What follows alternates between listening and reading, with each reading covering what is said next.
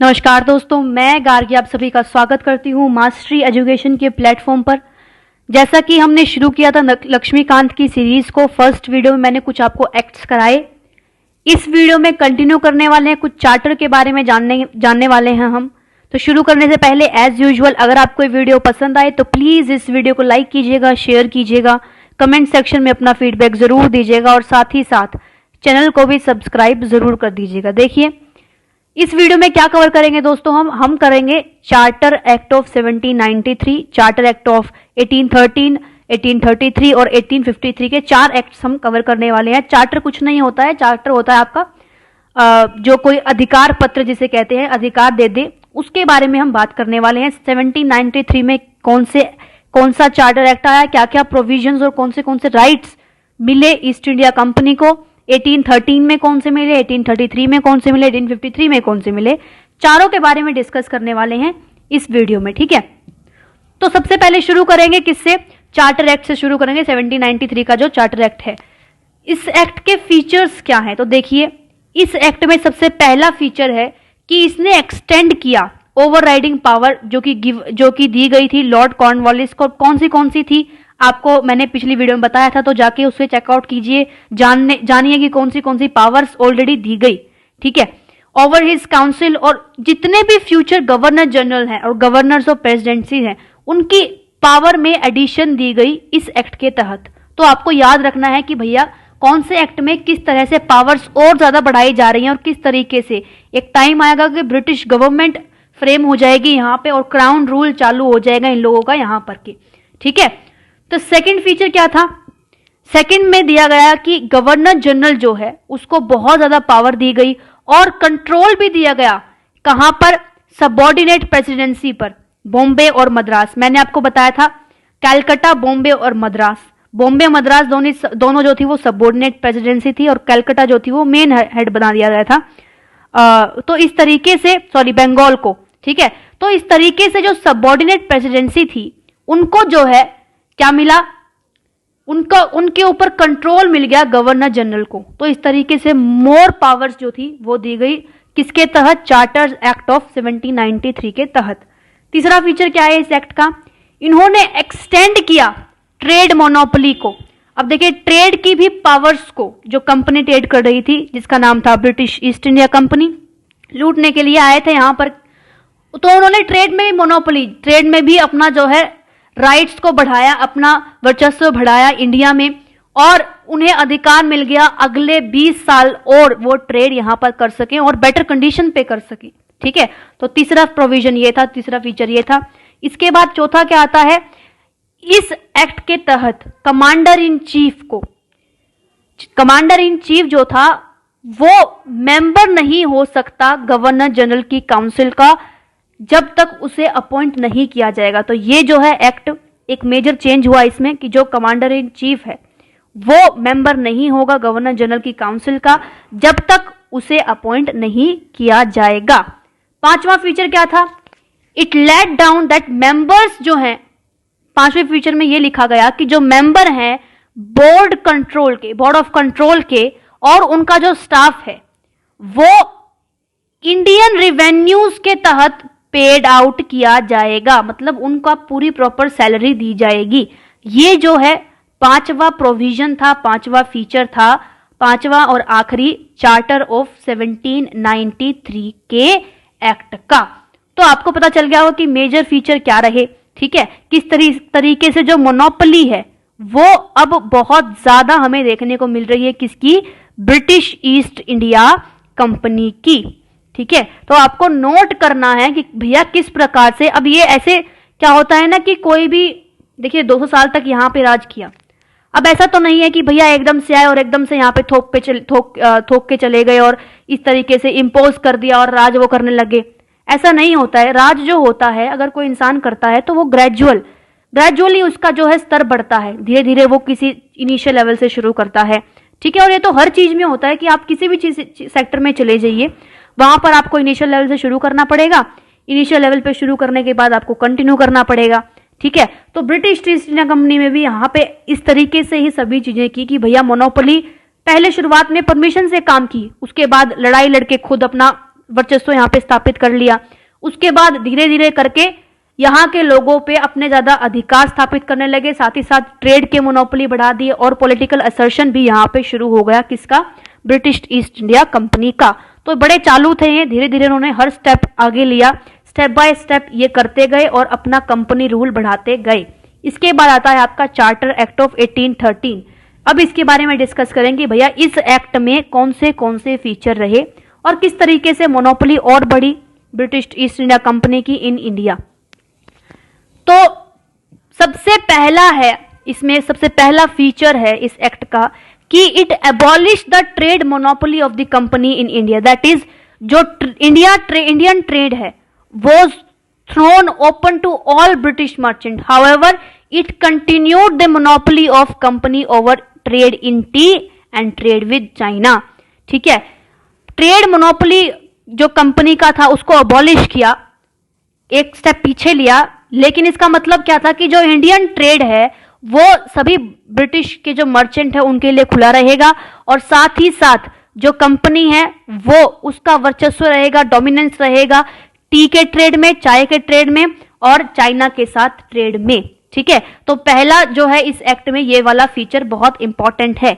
दूसरा फीचर क्या था इस एक्ट का? ये था कि इन्होंने सोवरेंटी को असर्ट किया, ब्रिटिश क्राउन के की जो उसकी जो प्रभुता है उसको असर्ट किया over the company territory in India. यानी कि जो मैंने आपको बताया था कि इनडायरेक्टली ब्रिटिश की जो गवर्नमेंट थी, सरकार थी, यहाँ पे रूल कर रही थी, कंपनी के ऊपर जो ऑर्डर आते थे वो ब्रिटिश की सरकार देती थी वहां की, और एक तरीके से ब्रिटिश क्राउन का वर्चस्व यहाँ पे स्थापित हो गया। कंपनी के ऊपर जो काम मेन प्लेयर जो थी वो थी ब्रिटिश क्राउन। ठीक है, तो आपका जो गवर्नमेंट का जो रोल था वो ब्रिटिश गवर्नमेंट यहाँ वहां से इंग्लैंड में बैठ करके यहाँ की सत्ता को चलाती थी, यहाँ की कंपनी को वो देखभाल और इस तरीके से जो है सभी चीजों का वो जितनी भी चीजें हो रही थी यहाँ पर उनको सभी चीजों को मद्देनजर रखते हुए सारी जो एक्टिविटीज थी, सारी रिपोर्ट जाती थी ब्रिटिश गवर्नमेंट के पास, तो सभी चीजें उनके अंडर में ही थी।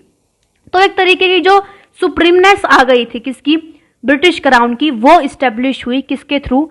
चार्टर एक्ट ऑफ 1813 के थ्रू। तीसरा क्या था? इस एक्ट के तहत जो क्रिश्चियन मिशनरीज हैं वो अब इंडिया में आ सकती हैं for the purpose of enlightenment of people. अब देखिए, मतलब क्रिश्चियन मिशनरी आएंगी यहाँ पे और लोगों को एनलाइटन करेंगी। ठीक है, एनलाइटन तो क्या, इन्होंने अपना धर्म प्रचार करना था और क्रिश्चियन मिशनरीज को इस्टेब्लिश करके यहाँ के लोगों को एनलाइटन करने की कोशिश रही इनकी इस एक्ट के थ्रू आउट। पता नहीं है वो तो कितने एनलाइटन हुए कितने नहीं हुए, लेकिन इनकी कोशिश हमेशा से रही कि भैया क्रिश्चियन मिशनरीज हैं वो यहाँ पर आकर के अपना प्रचार प्रसार कर सकती हैं और लोगों को जागृत कर सकती हैं, एनलाइटन कर सकती हैं। चौथा प्रोविजन क्या था? ये जो एक्ट था इसके तहत स्प्रेड ऑफ वेस्टर्न एजुकेशन, यानी कि जो वेस्टर्न एजुकेशन का पैटर्न है, ठीक है, लगभग आज भी हमारा सेम ही है, उसी तरीके से हम एजुकेशन ले रहे हैं, among the inhabitants of British territory in India. यानी कि जितने भी ब्रिटिश टेरिटरी हैं इंडिया में, जितने भी ब्रिटिश ऑक्यूपाइड जगहें हैं, वहां पर स्प्रेड होगा किसका? वेस्टर्न एजुकेशन का। स्कूल भी उन्होंने इंट्रोड्यूस करवाए। ठीक है, क्रिश्चियन स्कूल थे, ठीक है, बहुत सारे, जिसमें इंग्लिश का वर्चस्व था, यहाँ के लोगों को इंग्लिश पढ़ाई जाती थी ताकि वो जो है सर्वेंट नौकर बना सके ये उन्हें अपना। इस तरीके की चीजें जो थी इन्होंने इंट्रोड्यूस कराए और बहुत ज्यादा इफेक्ट पड़ा इस पे इंडिया का। ठीक है, इंडिया पर तो एजुकेशन सिस्टम में आज भी कहीं ना कहीं जो हम पीछे जो एजुकेशन सिस्टम था, वेस्टर्न एजुकेशन, वेस्टर्न वैल्यूज, उन्हीं को हम सुप्रीम मानते हैं, पता नहीं किस लिए, लेकिन यही जो है अपना जो इनका मकसद था यही था कि भैया वेस्टर्न जो एजुकेशन है उसका स्प्रेड हो जितनी ब्रिटिश टेरिटरी है इंडिया में उन जगहों पर। ठीक है, इस एक्ट के तहत उनको ये भी पावर जो है मिल गई। पांचवा क्या था? इस एक्ट के तहत जितनी भी ऑथराइज्ड लोकल गवर्नमेंट थी इंडिया में वो इंपोज कर सकती हैं टैक्सेस लोगों के ऊपर, और अगर लोग टैक्स नहीं पे कर रहे हैं तो उनको बकायदा पनिशमेंट भी मिलेगी। इस एक्ट के तहत ये और नया प्रोविजन निकाला गया, नया जो है पावर दिया गया किसको? ब्रिटिश ईस्ट इंडिया कंपनी को। तो दोस्तों इस तरीके से हमने डिस्कस किया charter act of 1813। I hope कि आपको जितने भी 4-5 चीजें जो है समझ में आ गई होगी। शुरुआत की इन्होंने ट्रेड से, पॉलिटिकल असर्शन से, अब आ गए हैं ये, क्योंकि देखिए किसी भी इंसान की अगर आपको रहन सहन का, लाइफस्टाइल का कुछ भी चेंज करना है तो आप एजुकेशन में बदलाव कर दीजिए, उसकी वैल्यूज, उसके जितने भी जो पैटर्न होगा वही चेंज हो जाएगा। तो उन्होंने बड़ा शार्प मूव लिया, एजुकेशन कर दी, क्रिश्चियन जो मिशनरीज हैं वो इंट्रोड्यूस कर दी, ठीक है, ऊपर से टैक्सेशन सिस्टम कर दिया कि भैया नहीं दोगे टैक्स तो पनिशमेंट मिलेगी। तो सारी चीजों में इनका ही क्या नाम है, एक सुप्रीमेसी का पैटर्न जो है वो चल पड़ा और लोग एक्सेप्ट भी करने लगे इस लाइफस्टाइल को और अच्छा भी मानते हैं, ठीक है। आज के टाइम पर भी कहीं ना कहीं हम वेस्टर्न आइडियोलॉजी को बहुत ज्यादा अच्छे तरीके से देखते हैं कि भैया वो तो पता नहीं क्या है, ऐसा नहीं होता है। हमारी जो अपनी वैल्यूज हैं हमें उनके साथ चलना चाहिए। खैर ये तो अलग टॉपिक है। तो इस तरीके से दोस्तों चार्टर ऑफ 1813 जो है उसमें कुछ मोनोपोलीज जो हैं वो दी गई और डिफरेंट सेक्टर्स में डिफरेंट चेंजेस किए गए। इसके बाद आया आपका चार्टर एक्ट ऑफ 1833। तो सबसे जो फाइनल स्टेप माना गया सेंट्रलाइजेशन का ब्रिटिश इंडिया में वो ये एक्ट था। और इस एक्ट में क्या क्या था, सबसे पहला पॉइंट ये था इस एक्ट में कि इन्होंने गवर्नर जनरल ऑफ बंगाल, जिसको पूरा आप कह लीजिए जो सेंट्रलाइज इसको पोजीशन दे दी गई थी पिछले एक्ट के तहत, हमने पढ़ा है पिछली वीडियो में, नहीं देखी है तो जाके देख लीजिए, उसे भी पता चल जाएगा, मैं बार बार उसको नहीं डिस्कस करूंगी। तो जो गवर्नर जनरल था बंगाल का, उसको as governor general of India बना दिया और उसको सारी सिविल और मिलिट्री की पावर दे दी। समझ में आई बात कि गवर्नर जनरल पहले तो बंगाल तक सीमित था, उसके सबॉर्डिनेट मद्रास और ये जो कलकत्ता और जितने भी सबॉर्डिनेट चीजें थी वो उसके अंडर थी। लेकिन अब क्या हो गया, उसको सुप्रीम अथॉरिटी बना दिया, उसको बोल दिया गवर्नर जनरल ऑफ इंडिया, उसके पास सारी सिविल और मिलिट्री पावर इन्होंने थमा दी उसके हाथ में, ठीक है। इस एक्ट ने पहली दफा, जो ब्रिटिश इतिहास रहा है उसमें पहली दफा गवर्नमेंट ऑफ इंडिया इसकी अथॉरिटी दी किसके ऊपर, जितना भी टेरिटोरियल एरिया था जो ब्रिटिशर्स के पास था, यानी कि जितना भी ब्रिटिशर्स के पास था उसको जो है पूरा एक नाम दिया गया कि भाई ये जो है गवर्नमेंट ऑफ इंडिया है और ये रूल की जाएगी बाय द ब्रिटिशर्स, ठीक है। और पहला गवर्नर जनरल कौन बना, लॉर्ड विलियम बेंटिक। देखिए कैसे पैटर्न, देखिए कैसे चेंज हो रहा है, पहले गवर्नर जनरल था, फिर गवर्नर जनरल के बाद एक गवर्नर जनरल ऑफ बंगाल आ गया जो सुप्रीम माना गया, अब गवर्नर जनरल ऑफ बंगाल के बाद अब आ गया आपका गवर्नर जनरल ऑफ इंडिया, ठीक है, 1833 के चार्टर एक्ट के थ्रू आउट। तो आपको पहला जो गवर्नर जनरल देखने को मिलता है वो है लॉर्ड विलियम बेंटिक। तो ये इंपॉर्टेंट है, नोट कर लीजिएगा कि पहला गवर्नर जनरल जो है इंडिया का बना लॉर्ड विलियम बेंटिक, ठीक है। इसके बाद सेकंड पॉइंट क्या था इस एक्ट में, ये जो है जो और दो सबॉर्डिनेट थे, कौन से, बॉम्बे और मद्रास, इनकी पावर्स को डिप्राइव करता था, ठीक है, उनकी लेजिस्लेटिव पावर्स को। और जो गवर्नर जनरल ऑफ इंडिया है उसको एज एक्सक्लूसिव लेजिस्लेटिव पावर मिली for the entire British India. और जितने भी लॉज थे, जितने भी प्रीवियस एक्ट थे वो कहलाए गए रेगुलेशंस, और जो लॉज थे जो इन एक्ट के तहत बनाए गए थे वो कहलाए गए एक्ट। तो आपको स्लाइड से डिफरेंस है इसमें बहुत छोटा सा, कि जो लॉज थे, जितने भी प्रीवियस एक्ट के तहत जितने कानून बनाए गए वो तो थे आपके रेगुलेशन, और जो भी लॉज एक्ट के अंडर जितने थे वो कहलाए गए एक्ट। तो थोड़ा सा उल्टा सा सिस्टम है। तो दो चीजें हुई इस एक्ट के तहत। तीसरा पॉइंट क्या है कि जितनी भी एक्टिविटी थी ईस्ट इंडिया कंपनी की एज अ कमर्शियल बॉडी, ठीक है, अब वो क्या बन गई हैं, कमर्शियल तो हटिए, कमर्शियल तो थी वो हट, उसका एक प्राइम पर्पस जो कमर्शियलाइजेशन था, ट्रेड था, अब वो हट करके प्राइम पर्पस क्या आ गया है, प्योरली एडमिनिस्ट्रेटिव बॉडी अब वो बन चुकी है। और इस तरीके से कंपनी की जो टेरिटरी है, इंडिया में जितना भी जगह था कंपनी के अंडर, वो जो है किसके द्वारा हेल्ड की जाएंगी, in the trust of his majesty his heir and successor, यानी कि आपका गवर्नर जनरल ही, गवर्नर जनरल प्रधान होगा, मेन प्राइम अथॉरिटी होगी। ये जो एक्ट है ये इसने अल्टीमेटली सब कुछ जो है ब्रिटिश ईस्ट इंडिया कंपनी के जितने प्रोविजन पहले वो लेकर के आए, सभी का एक सक्सेसफुल एक्ट ये रहा, क्योंकि सभी चीजें इसमें दे दी गई कि भैया ठीक है, पूरा ऑफिशियली अनाउंस कर दिया गया कि अब इंडिया गुलाम है, ठीक है। चौथा क्या चीज था इसमें, चौथा जो पॉइंट है वो है कि जो 1833 का ये एक्ट है, ये इसने अटेम्प्ट किया एक सिस्टम को इंट्रोड्यूस करने में और एक ओपन कंपटीशन किया for the selection of civil servant. अब देखिए कितने शातिर थे ये लोग। यहाँ पे सिविल सर्वेंट्स को ये उनके लिए एक एग्जाम जो यूपीएससी जिसे हम अब कहते हैं, जिसके लिए आप ये बुक भी पढ़ रहे होंगे शायद, ये जो सिस्टम था ये पहले ही प्रिवेल करता था ब्रिटिशर्स के टाइम पे। और ये क्यों चलाया था इन्होंने?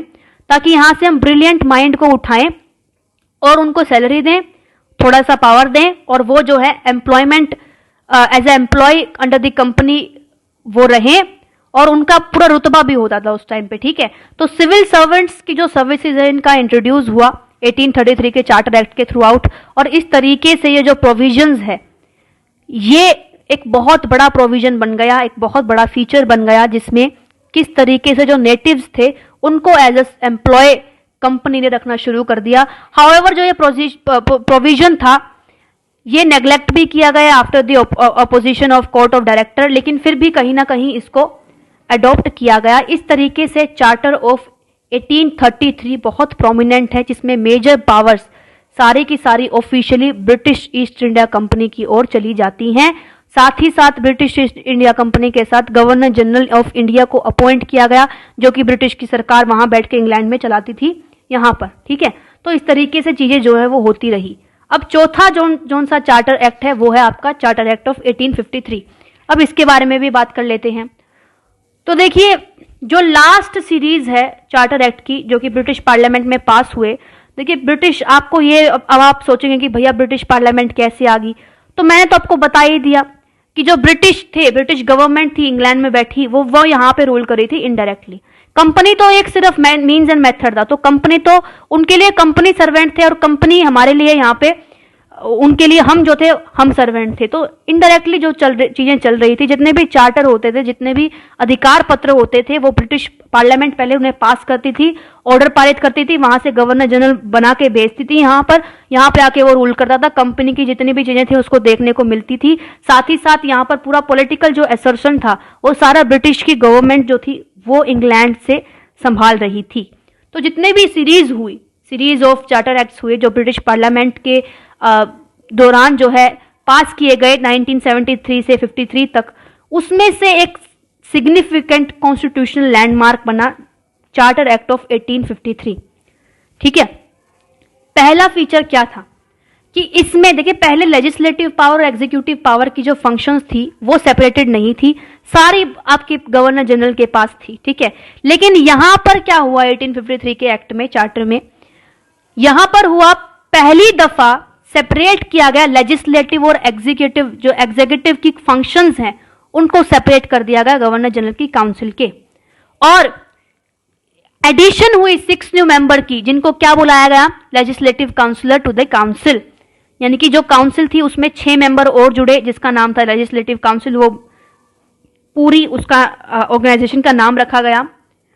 और दूसरी भाषा में कहें, आसान शब्दों में कहें कि एक separate governor general legislative council बनाई गई, जिसको क्या बुलाया गया, इंडियन लेजिस्लेटिव काउंसिल। ठीक है, इंडियन या फिर सेंट्रल लेजिस्लेटिव काउंसिल।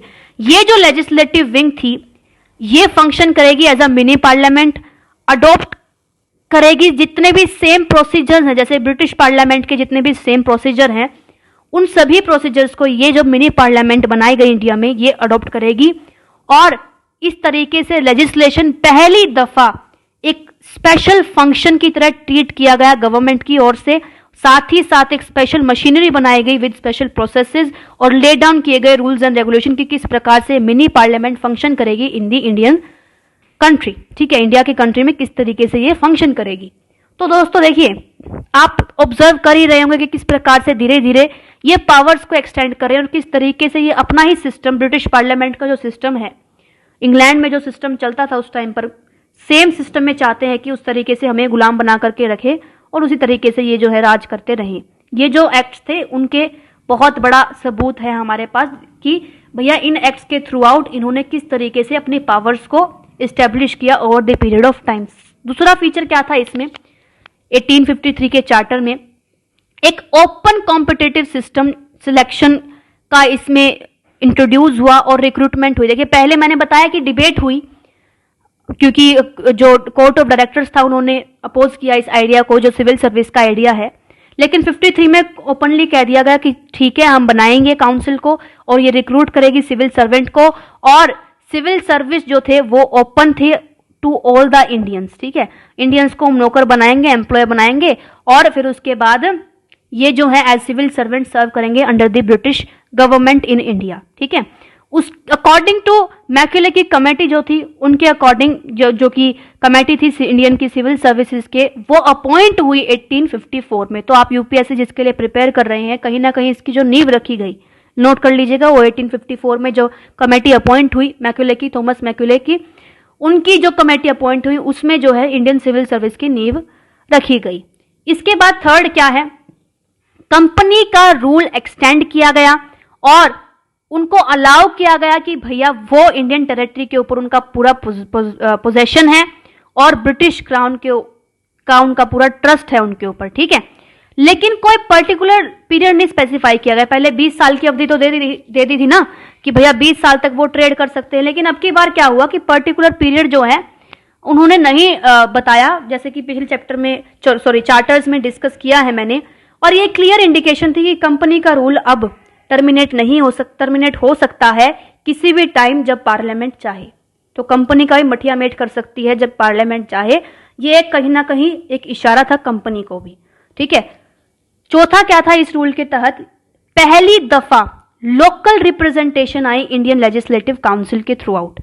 जो 6 नए मेंबर लेजिस्लेटिव मेंबर बने गवर्नर जनरल की काउंसिल में, उसमें से 4 मेंबर जो थे वो लोकल गवर्नमेंट के थ्रू आउट अपॉइंट किए गए। मद्रास से, बॉम्बे, बंगाल और आगरा के एरिया से लोकल जो प्रोविंशियल गवर्नमेंट्स हैं वहां से वो अपॉइंट हुई। और इस तरीके से दोस्तों आपका 1853 का चार्टर जो है वो अल्टीमेटली आप कह सकते हैं कॉन्स्टिट्यूशनल लैंडमार्क, एक फ्रेमवर्क जिसने बनाया कि किस तरीके से ब्रिटिश गवर्नमेंट काम करेगी इन दी इंडियन प्रोविंस। जो भी ब्रिटिश गवर्नमेंट की टेरिटरी थी यहाँ पे इंडिया में, किस तरीके से वो जो है काम करने वाली है और किस तरीके से ये जो एक्ट है ये अपने आप में ही सिग्निफिकेंट है। 4 चार्टर एक्ट के बारे में डिस्कस किया। आई होप कि आपको सारी चीजें जो है समझ में आ गई होंगी। आपको लिंकअप करना है कि भैया पहले में क्या हो रहा है, फिर दूसरे में क्या हो रहा है, तीसरे में क्या हो रहा है और फिर चौथे में अल्टीमेटली क्या हो गया है। ठीक है, आगे और भी एक्ट आने वाले हैं। ठीक है, उसके बारे में हम डिस्कस करेंगे। तो दोस्तों फिलहाल के लिए बस इतना ही। मेरे साथ इस वीडियो में बने रहने के लिए आप सभी का बहुत बहुत धन्यवाद।